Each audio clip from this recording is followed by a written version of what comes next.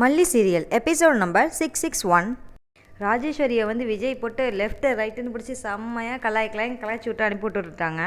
அடுத்த நாள் என்ன நடக்குதுன்னா, விஜய், மல்லி, அப்புறமேல வந்துட்டு போலீஸு, கதிரேசன், ராஜேஸ்வரி இவங்க எல்லாருமே வந்து வீட்டில் உட்காந்துருக்காங்க. போலீஸ் வர சொன்னதாடி விஜய் வீட்டில் தான் எல்லாருமே இருக்காங்க. அப்போ வந்துட்டு இந்த விஷயத்த சொல்லிகிட்டு இருக்காங்க.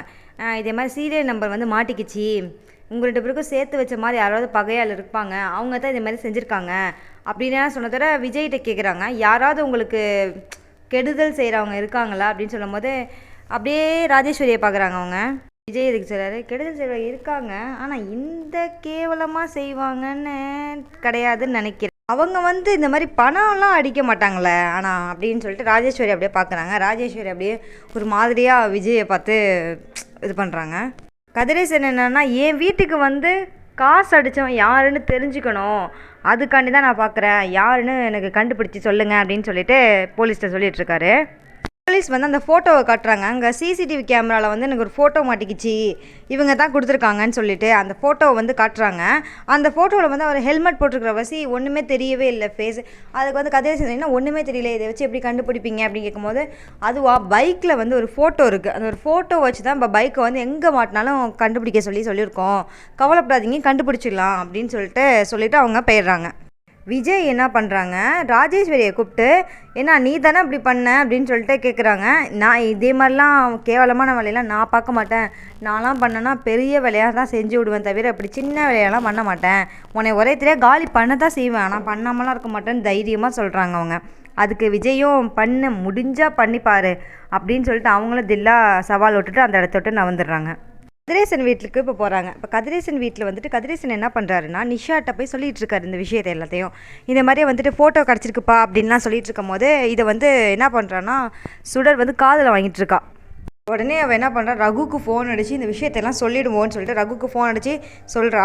நான் வெளியாக்க வேணான்னு தானே சொன்னேன், ஏன் வெளியாக்குனீங்க அப்படின்னு சொல்லிட்டு கேட்டு இருக்கும் போது ரகு சொல்கிறான், ஏன் என்னாச்சு அப்படின்னு கேட்கும் போது அந்த விஷயத்த சொல்கிறா. அவள் இல்லை இந்த மாதிரி வந்துட்டு ஃபோட்டோ ஒன்று மாட்டிக்கிச்சு, யார்கிட்ட கொடுத்து விட்ட, அங்கே சிசிடிவி கேமரா இருந்திருக்கு அப்படின்னு சொன்னதோட அந்த ஃபோட்டோ வச்சுலாம் எதுவும் பண்ண முடியாது, இருந்தாலும் நம்ம உஷாராக தான் இருக்கணும் இனிமேந்து அப்படின்னு சொல்லிட்டு என்ன சொன்னாங்கன்னா, 2 பேரும் என்ன பேசிக்கிறாங்கன்னா, இந்தமாரி நம்ம வந்து ஃபோன் நம்பரை மாற்றிடுவோம், நம்ம 2 பேருக்கு மட்டும் சீக்ரெட் நம்பர் நான் கொடுத்துட்றேன், அந்த நம்பரில் மட்டுமே நீ என்னை காண்டாக்ட் பண்ணு அப்படின்னு சொல்லிட்டு 2 பேரும் ஃபோனை கட் பண்ணிடுறாங்க. நிஷாட்ட என்ன பண்ணுறாங்கன்னா, நிஷா வந்து உட்காந்து லேப்டாப்பில் கம்பெனி வேலையாக பார்த்துட்ருக்காங்க. அப்போ வந்து வெண்பா பாப்பா வந்து மல்லிகிட்ட எப்படியாவது பேசணுமே, ஸ்கூலில் வர மல்லியை வந்து இந்த சுடரம்மா வந்து திட்டி விட்டுட்டாங்களே, ஏதாவது பேசணும், நம்மளுக்கான தான் வந்தாங்க அவங்க அப்படின்னு சொல்லிட்டு எப்படியாவது பேசணுன்ட்டு பார்க்குறாங்க. நிஷா வந்து லேப்டாப்பில் தான் யூஸ் பண்ணிகிட்ருக்காங்க, ஆனால் சுடர் வந்து ஃபோன் யூஸ் பண்ணிகிட்ருக்காங்க. சுடர்கிட்ட வந்து இப்போ ஃபோன் வாங்க முடியாது, நிஷாட்டே நம்ம வாங்கிடலான்ட்டு நிஷாட்ட போயிட்டு நான் ஃப்ரெண்டுகிட்ட வந்து ஹோம்ஒர்க் பற்றி கேட்கணும், தரீங்களான்னு கேட்டதா, சரிப்பா எடுத்துக்கோ அப்படின்னு சொல்லிட்டு ரொம்ப அன்பாக அழகாக சொல்லி அனுப்பி விட்டுட்டா. கொடுத்து விட்டுட்டா. உடனே அந்த பாப்பாவும் என்ன பண்ணுது, கடகடன்னு வந்து கிச்சன்கிட்ட வந்துட்டு ஃபோன் எடுத்து மல்லிக்கு ஃபோன் அடிக்க போகும்போது கரெக்டாக அந்த சுடர் பைத்தியம் வந்து டக்குன்னு ஃபோனை பிடுங்கிடுறாங்க.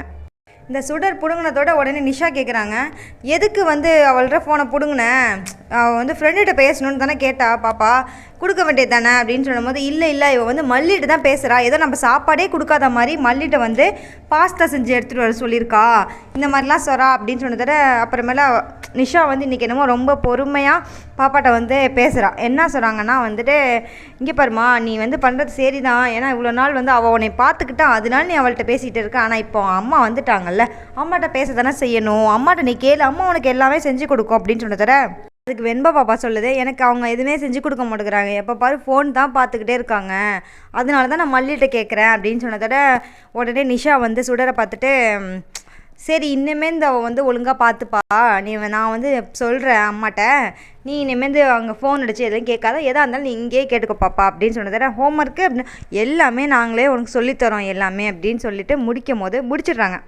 நிஷாட் அந்த ஃபோட்டோவை காட்டுறாங்க. கதிரேசன் காட்டிட்டு, எங்கேயாவது நீ பார்த்துருக்கியா அப்படின்னு கேட்குறாங்க. நான் எங்கேயும் பார்க்கலையே அப்படின்னு சொல்லிட்டு, அக்கா நீ எங்கேயாவது பார்த்துருக்கியா அப்படின்னு கேட்கும் போது கதிரேசன் சொல்கிறாரு, நம்மளை விட்டால் இவளுக்கு யாருமா தெரியும், அவள் எப்படிமா பார்த்துருப்பா அப்படின்னு சொல்லிட்டு உடனே சுடரும், இல்லை நானும் பார்க்கல அப்படின்னு சொல்லி முடிச்சிடுறாங்க. இன்னும் கொஞ்ச நாளையில் சுடர் மாட்டிப்பாங்கன்னு தான் நினைக்கிறேன், போகிற போக்க பார்த்தா. பார்ப்போம் என்ன நடக்குதுன்னு. நெக்ஸ்ட் எபிசோட முன்னாடியே தெரிஞ்சுக்கிறதுக்கு மறக்காமல் இந்த சேனலை சப்ஸ்கிரைப் பண்ணிவிடுங்க.